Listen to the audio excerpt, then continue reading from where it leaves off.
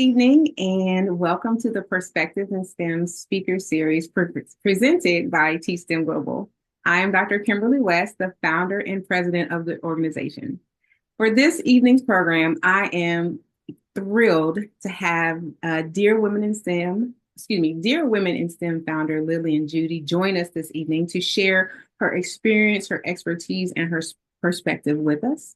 And so I will go ahead and get started by introducing our guest speaker, and I am delighted that you can join us. So, first of all, I want to thank you, Miss Judy, for joining us this evening. And Thank you for having me. yes, I am thrilled, as you can tell, right? As you can probably tell. So, I'll go ahead and introduce you. All right. Lilian Judy is a plastics engineer and the founder of Dear Women in STEM, an organization dedicated to equipping and empowering Black women pursuing careers in STEM to thrive. With over 5 years of experience in the life sciences industry, she specializes in single-use technology and cold chain solutions. I have to ask you about that a little bit. I'm sure you'll talk about it though. Lilian blends Yeah. technical expertise with real world advocacy, using her platform, podcast, and public speaking to create space, share tools, and build community. Her mission is to ensure Black women in STEM are seen, supported, and empowered to thrive at every stage of their journey. So, Miss Judy, can I call you Lilian? You Welcome. can call me anything. Okay. No, I can't call you anything. I can't call you anything. I will call you Lilian. No, I want to. Okay. So we'll have some questions here just to get to know you and share your story, share your perspective, and then we'll take it from there and see how the conversation unfolds. So my first question to you is, who is Lilian Judy? So tell us about your background, tell us about your education. Thank you. Thank you for having me. So I will say Lilian Judy is she's an inquisitive woman. So my background is in plastics engineering, but I think innately I've always been someone that's been like I love to learn and I love to know things. And so I'm the type of friend that when I meet someone in person, I'm always asking 1,001 questions because I really want to know who the person is and like what makes you you and what makes you unique. My background, like I said, is in plastics engineering. That's what I studied. I had a an interest in like science and tech and math at a very young age. And I eventually kind of dabbled into plastics engineering when I was in college. And I ended up working as a plastics engineer. I've worked in the elastomer industry. I've also worked in the life science industry as well. And I'm from a big family. I'm originally from Ghana as well. I came here for university and then I eventually stayed and worked and got married and all that fun stuff. So that's kind of like a brief about me speech, if I can say that. Okay, so I have two questions, if that's okay. My Hmm. first question is, what part of Ghana are you from? What area in Ghana? So so I live in Accra, but I'm originally from the Ashanti region. Okay, I I don't knew know if you've it. heard of it. Yeah, like the I knew it. capital is Kumasi. Yeah, Yeah. about to say Kumasi. I had a feeling you Yeah. would say that. Okay, so you're from Kumasi. Nice. I know a few people from Hmm. Kumasi myself. So, okay. Oh, okay. Nice. Nice, nice. And then can you tell us a little bit more what exactly is plastics? What do you do as a plastics engineer? Yeah, so I get this question a lot because the field is not very common to people, but plastics engineering is basically a field of engineering that focuses on teaching the individuals about like the materials, how to manufacture plastics, how to design plastic parts, how to process them as well. And so if you look around you, you would know there's a plastic product in every single thing that you do whether it's the medical industry, whether it's consumer packaging, whether it's your phone, every single thing you use has a plastic in it. And what they teach us is like how those plastics are made, how to effectively like recycle them, how to process them, and how to design those plastics materials. And so I learned like kind of like the entire life cycle of plastics, and it allows you to work in any industry. So you can end up working in the aviation industry, you could work in medical devices, you could work in life science, pharma, you can work anywhere because you would be guaranteed that at least there's a plastic products in everything that is being made. So yeah. Yeah, no, I think that's fascinating because just in, yeah, like you said, everything has plastic in it, right? And so Hmm. to be able to, and I guess because as an educator, I think about ways to inspire and motivate my students and expose them to other career opportunities that they might not, consider. And so I think that would be something for them to pursue. Again, Yeah. just having it not being something that many people are familiar with, but it is in everything that we do. And I know it's been in the news a lot of, even with microplastics and things like that. They were saying how much of it is So actually, I think what yeah, I'm sorry. Yeah, so I think that information that's out there, no, it's fine. The information that's out there about plastics tends to focus on the negative parts of it. And I think one thing I'm super passionate about is trying to change up the language because there are certain truths about it that, you can't, there's certain products that you can't replace the plastic with because you wouldn't want to use like a metal for like certain procedures in the medical industry, right? And so I feel like there's certain things that plastics cannot be replaced by. What we need to focus on is better ways to get rid of them and recycle them and dispose of them as well. And so I think it's a larger conversation. And anytime I mention I'm a plastics engineer, I get this. I get these questions like, "Oh my God, plastics are so bad," and all these things. But I then like to turn it around and like pose the same questions to them, like, "What do you think if we tried this?" Right? So yeah. No, I love that because you're right. It is tend to focus on the negative things like it's polluting, it's killing the fish and the turtle, all those things, or even like the conversation Yeah. about plastic straws versus metal straws or even paper straws. So no, that's Yeah. definitely given me a different way to think about it, and the role of plastics in our everyday lives for sure. So I like that. So I know you've talked a little bit about your work. How did you like what type of educational path did you pursue, or um, like, did you always want to be an engineer, for example? So I don't know if I can say I always wanted to be an engineer. I know when I was really young, I wanted to be a lawyer, and then I wanted to be an actress. Okay. But then I think my but I think my parents kind of pushed me in the direction of my strength, and that was math and science. And I think the older I got, the more I realized I was actually really interested in these subjects. And when I got to high school and I was exploring the possible paths I can take, I narrowed it down to two, and it was either actuarial science or um, engineering, chemical engineering. That's what I initially came to school for. And so, coming from Ghana, I went with a path that gave me more of a scholarship. And so, I ended up starting out with chemical engineering.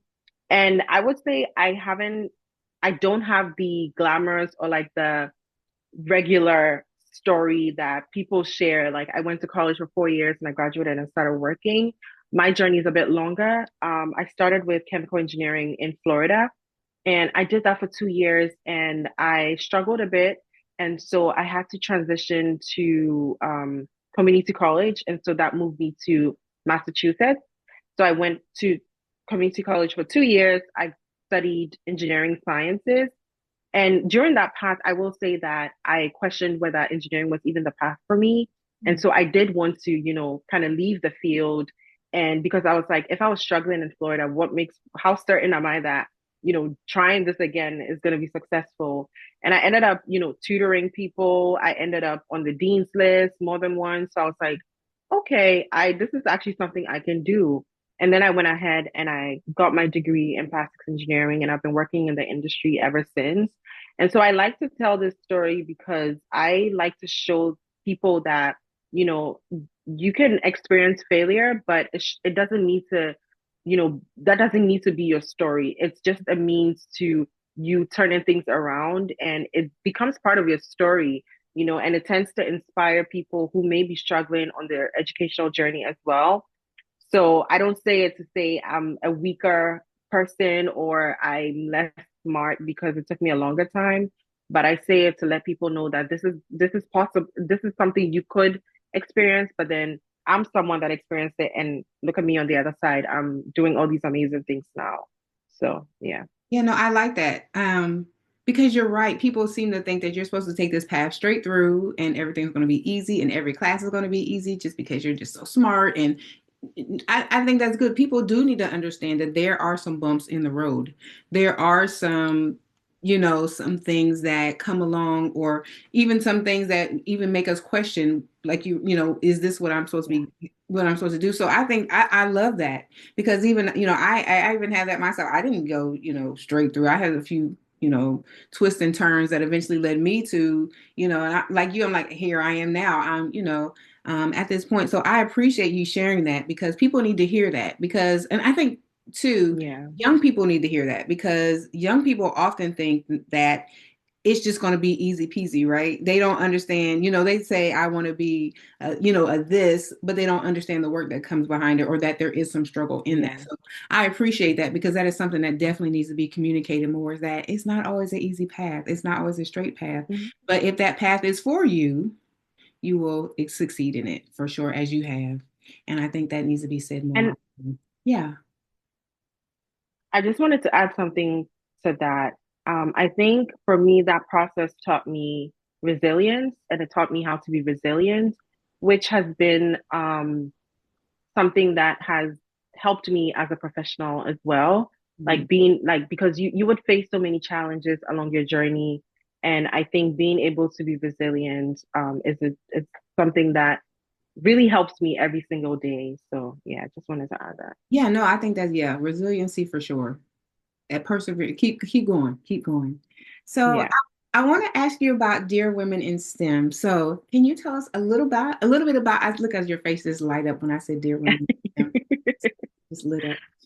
Can you tell us a little bit about Dear Women in STEM and what led you to start the organization? Yeah, so Dear Women in STEM is a community-based organization that I started 2 years ago. And it was birthed from my own personal experience as a Black woman in my classes in college, and then also as a Black professional in my work, at my job, right? And I was one of two Black women in my class, and it was a very isolating journey throughout college. And I thought, becoming a professional engineer, it would be a completely different story. But then when I started working as a professional, I realized that no, the story is still the same. The statistics are still the same. And so there were two things that I wanted to achieve. One, I wanted to see more people that look like me because I had found that there is strength in being able to connect with women who look like me because there were so many shared stories and experiences that they just get it, right? And so that's one thing I wanted to do. And then the second one was also to be able to create opportunities and um, transparent experiences for people in STEM in general. Because one major thing that I experienced when I graduated was even something as basic as negotiating for the salary I wanted.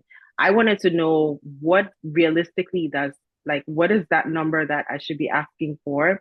And it was hard to, figure it out because I would do Google searches and it would give me this range.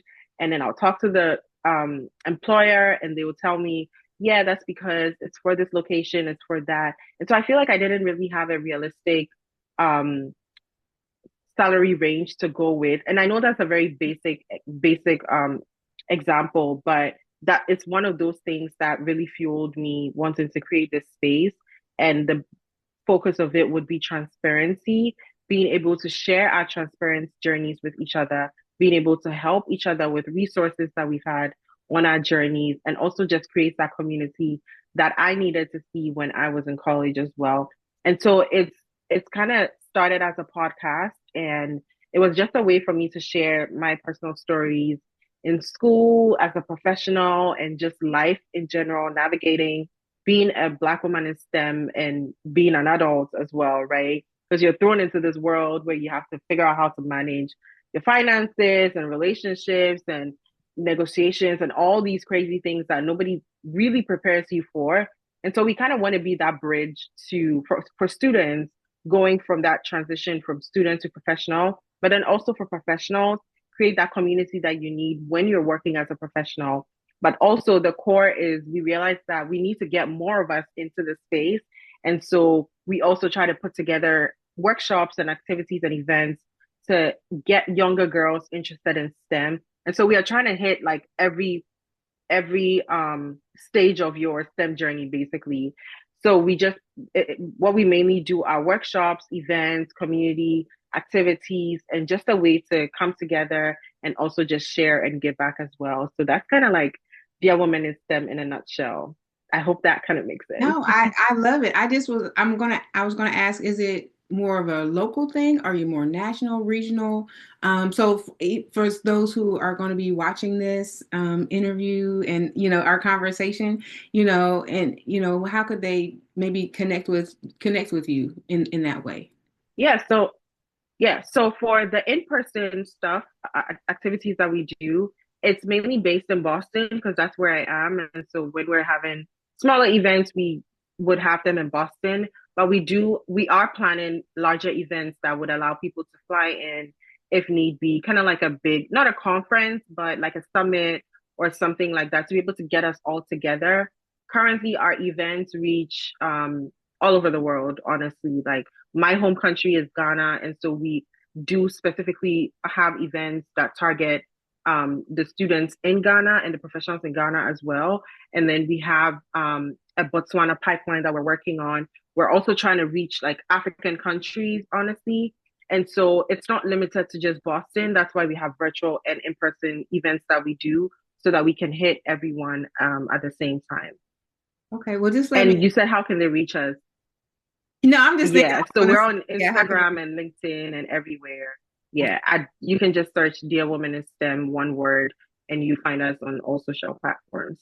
Well, I follow you. So whenever this together is going to be and people flying in Yeah, to be there and be a part of the conversation for yeah, sure. So that sounds thank exciting you. because like you said, we have to start young. We have to give kids the opportunity to see what they can be, right? And I think that's half the battle Hmm. at giving them the opportunity to say, "Oh, I had no idea that this was something that I'm capable of, I'm good at, and that I can turn it into a career. That's something I'm very passionate about." So I'm with you on that and giving kids exposure and opportunity because I'm very big on, like I said, what you can see, you can be.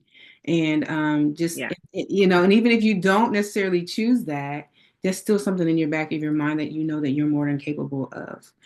Because Hmm. sometimes, young ladies, they don't want to pursue STEM because they think that they're not good at it. And you have to tell them, honey, the world is yours. You can do any and everything you put your mind to. And so sometimes we do need that encouragement from a young age Yeah. to And I think another thing is like a lot of them are not aware of the different STEM fields that exist. mhm. They probably think it's just chemical, mechanical, electrical, and computer, but there's like so many more fields that exist. And so if those four don't fit your interest, like explore the other ones. It's environmental, there is geo, whatever, there's aerospace, there's so many things. And so I think like just exposing them to what exists is like a key thing as well to pique their interest when they're young. Yeah. And it doesn't have to be really highly technical either, too. People think it has to be all Exactly. technical and highly this. No, Yeah. it doesn't. It really doesn't. It's just Yeah. it can be fun. STEM is fun. It's not boring. So It's speaking of not. exposure, what would you tell parents who want to expose their children to activities and experiences that could lead to potential STEM careers? I would say parents should lead with curiosity, honestly, like expose them to different things, like allow them to explore the different fields and interests that exist. Like, and I think for younger kids, like getting them to do hands-on activities. There's so many STEM kits all over the place now that allow them to actually like play with the different fields, whether it's electrical, whether it's like mechanical, like chemical. They're doing all these fun things. And through that, you see what would make your child light up. You see what they would ask for more of. And I think also the older they get, like let exposing them to role models in these fields that most likely look like them, that would help them to also kind of see themselves in those spaces and in those roles. And I think it's a huge task for parents right now because at that young age they are kind of helping shape them and shape their interests and kind of guide them to what they're seeing them enjoy. And so I would say, yeah, like allow them to be curious and help them to explore different things. Yeah. I love that curiosity. Kids are naturally curious. Yeah, You have to continue they are. to spur that in them. So for educator folks, so folks in the K through 12 or even pre-K education, through 12 education space, what would you say to them? As you know, they are the ones who, are, in the field every day working with students. What could you tell them to, or to inspire them to expose their students to more STEM, and encourage them in STEM fields to pursue those? So there's this professor that I came in contact with, I think it was 2021 or 2022. He randomly reached out to me on Instagram because he was a white professor and his class was full of Black students. And so I think during the pandemic, he started this during the pandemic, and his goal was to, just research any Black person in STEM for his students to actually see that representation because they didn't have enough around them. And I've spoken with his class about 2 or 3 times, and I will say the level of like excitement and exposure that those kids got, it really helped push this initiative that this professor was doing, that now it's something he's still doing. It ended up in the news and stuff, and he was giving us the feedback that this is something the students really enjoyed, and he was just trying it out because it was the pandemic. He didn't know what else to do, and he just wanted the kids to see themselves in other professionals, right? And so I would say help the kids, um um create representation for them, right? Expose them to people who look like them, who are working in these fields, because sometimes when you don't see someone who looks like you, it's hard to envision yourself in that role. Like for me, I always saw CEOs as white males, and I never saw it as something a Black woman can do until I started seeing more Black women in these spaces. I was like, this is something I can do as well, right? And so seeing is believing, and so I think being able to expose them to STEM professionals is one thing. But I would say also being able to help them see that the work they're doing ties into real life stuff. And so that's something that for me, I'm a very practical person. Even at work, when I'm working on a project, I want to know what's the impact. I know I'm just a small piece in the puzzle, and I may not be at the end when the patient is getting the drug, but if I know that my what I'm working on now is going to be used in this way and eventually is going to get to the patient, that brings me so much joy because I want to work with impact, and I want to know that the work I'm doing is very impactful. And so I think being able to teach the students in a way that makes them realize that, okay, you're doing this in this class, and I know it's just calculus, but this is how it can translate in the real world as a STEM professional, right? Or a mathematician or any field that they want to go into. And I think you hit the nail on the head. It's the translating into the career, right? Because you can be in a biology class learning the biology content and information, but what does that look like in the real world or even chemistry? So I think that's maybe a disconnect for sure when we try to, connect education and STEM and kind of intermingle them. We talk a lot about the benefits of STEM education, the, curiosity, the engagement, the working in teams and things like that. But how does it translate to the actual knowledge that you're learning, that content material, the calculus, for example, into something that is a meaningful career that you can pursue? And again, love and interest.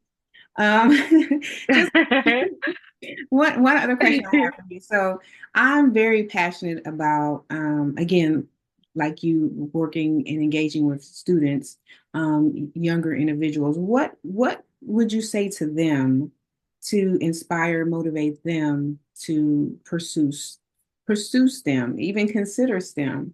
Again, they may not have all the answers or even know what to ask, right? But Hmm. what could you say to them to get their minds thinking about, hey, this might be something I'd like to do in the future? Um, I would say they shouldn't be afraid to explore the different fields. And also they don't need to have everything figured out. Mm, I will say that even at like high level engineering managers, I would say like they Google stuff. So they are not the pros, right? And that brings me so much satisfaction because there have been times where like when I initially started a role or fresh out of college and I'm working as a professional and I had this so much pressure on myself to know everything. And I had a manager of mine asked me a question. I told him I don't know the answer. And then I asked him and he said, I don't know either. Let's Google it. And the amount of peace I had about that, I was like, oh, so you don't know this too. So we're kind of like on the same level. And so from that day on, I stopped putting so much pressure on myself to be so perfect and have all the answers and be so knowledgeable. And so I would say that they don't need to have everything figured out. Try different things, like figure out what sparks your interest, right? Are you more of a hands-on person? Do you like seeing all these chemical reactions, or do you want to build things? Do you want to work with electrical circuits? Do you just want to solve problems, right? There's a field for every single interest of yours, and so, but you only learn that once you try different things and figured out that this works, this doesn't work, right? But then if you sit in a silo and don't try anything, you would never know what your interest is, right? I always thought I was meant to just be an engineer, and now I have an organization, I have a podcast, I speak. I was so shy. I never thought I would ever do anything speaking related, but it started with one day just taking that step and being like, let me try this. It actually seems interesting.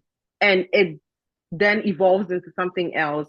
And so definitely try that. And then I know if you are in maybe high school, don't be scared to do some volunteer activities like some internships. If you're in college, definitely do internships. Try to shadow people. If your dad knows someone and you're interested in the field, don't be scared to ask, right? Go shadow him for a week and see if you enjoy it. Because for me, I needed to do internships to know what kind of um plastics engineering work I wanted to do when I graduated, right? I worked in a research place. I also worked in consumer packaging, and I knew, okay, the research stuff seems interesting, but I want to do more of the hands-on activities and all that. And so it allowed me to at least know what I don't want, right? But you have to try to know. So that's kind of what I would say. Yeah. I love that. I think I love the most though, the asking questions and not being afraid to ask questions. Hmm. Kids are sometimes afraid. They think, oh, I shouldn't. But yeah, you have to ask questions because if you don't, it'll pass you by, right? So um, Yeah. I love everything that you've said. I am so looking forward to connecting with you even further, our organizations working together. And I'm excited about the work that you're doing. I love it. And Thank so, you. Lillian, I just want to say thank you for Thank speaking with us you. this evening, for sharing your story, for sharing your perspective, because you have so much to share with this world. And so I'm excited that you are here with us to share it. And so, again, I just want to say thank you. And can you tell those who are watching once again how they can get in contact with you, follow you, so they too can connect with you. Yeah. So I'm on LinkedIn and I'm on Instagram. I'm very active on Instagram. My Instagram name is at engineer underscore Lilian and it's ENGR. And then Dear Woman in STEM is Dear Woman in STEM everywhere, one full word. And so we post a lot of the things we do on there. We also have a website, dearwomaninstem.com. And so you can reach us anyway. And I always answer my DMs and I'm always open to mentoring or giving advice or anything of that sort. And so don't be shy. Feel free to ask. Even if you think it's a stupid question, trust me, it's not. So Yeah. yeah, feel free to reach out whenever. Yeah. But thank you for this opportunity as well. I love the work you're doing. And I know there's a purpose for it, and I see that you're also passionate about it. And so just keep going, and I pray that your organization reaches where it needs to go. Yeah. Yes, thank you so much. And so, You're again, welcome. thank you, Lillian. I appreciate you. I appreciate your perspective. And I encourage those of you who are watching to follow Lillian, to follow Dear Women in STEM, get involved, and follow us online at Teach Them Global. We're at teachthemglobal.org. And next time, join us for another episode of Perspectives in STEM. I'm Dr. Kimberly West, and thank you again, Lilian Judy from Dear Women in STEM. Thank you. Yes. Thank you.